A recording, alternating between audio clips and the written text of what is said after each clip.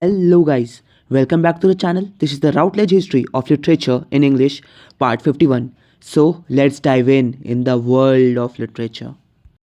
The year Charles Darwin's On the Origin of Species was published in 1859 also saw the publication of a poem which was to become one of the most popular and widely read of any age.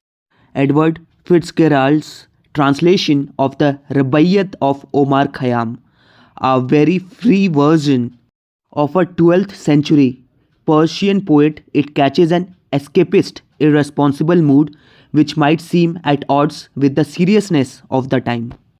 The wit of Browning is matched in some of the irrelevant writings of Arthur Hugh, Clough, who has been described as having the sympathetic modern accent. The tone which might find most modern approval is in his poem The Last Decalogue, published posthumously in 1862, a satirical rewriting of the biblical Ten Commandments. His poem The Bothi of Tober Volich in 1848 is a novel in verse recording an autobiographical undergraduate love story.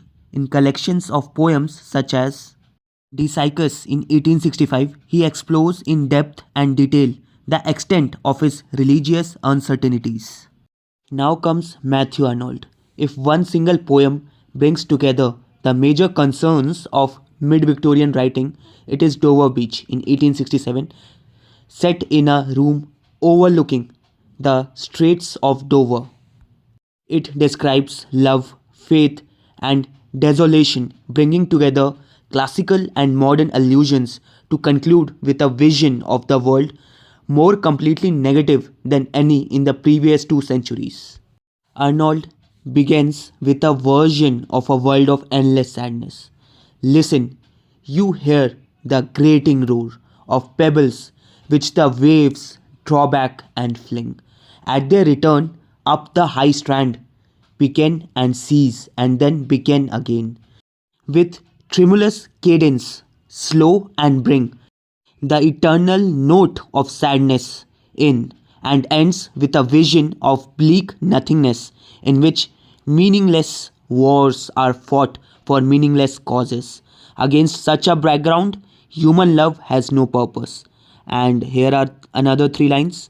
And we are here as on a darkling plain, swept with confused alarms of struggle and flight, where ignorant armies clash by night. Arnold was no pessimist.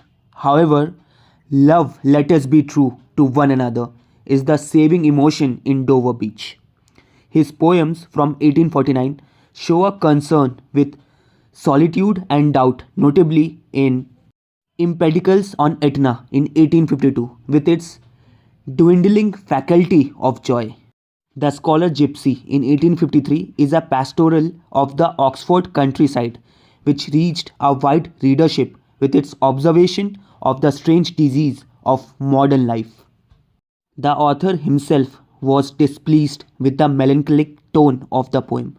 Sorab and Rustam, published in the same year, moves towards epic in its tale of a son's search for his father. But it is in poem Balder Dead in 1858 that Arnold reaches the greatest heights in a long poem. He also wrote Culture and Anarchy in 1869. It is the collection of essays which contains his central arguments, and its importance lies in its difference from Carlyle, Mill, and the Victorian philosophers. In Culture and Anarchy, Arnold asserted that our society distributes itself into barbarians, Philistines, and populace. The pursuit of perfection, then, is the pursuit of sweetness and light. Philistine gives the notion of something particularly stiff necked and perverse in the resistance to light and its children, and therein it specially suits our middle class. So, 10 years after Darwin's affirmation of man's animal origins, Arnold's affirmation of culture as raising humanity above the level of barbarians takes on a popular resonance. If you have any doubts or query, you can ask me in the comment section below, or you can even message me in the social media IDs that are given below in the description box. Do share the video to all those who wants to be the part of this literary journey. And do read the lines that are given in the book of the poems. So that's all for today's video. Thank you and signing out.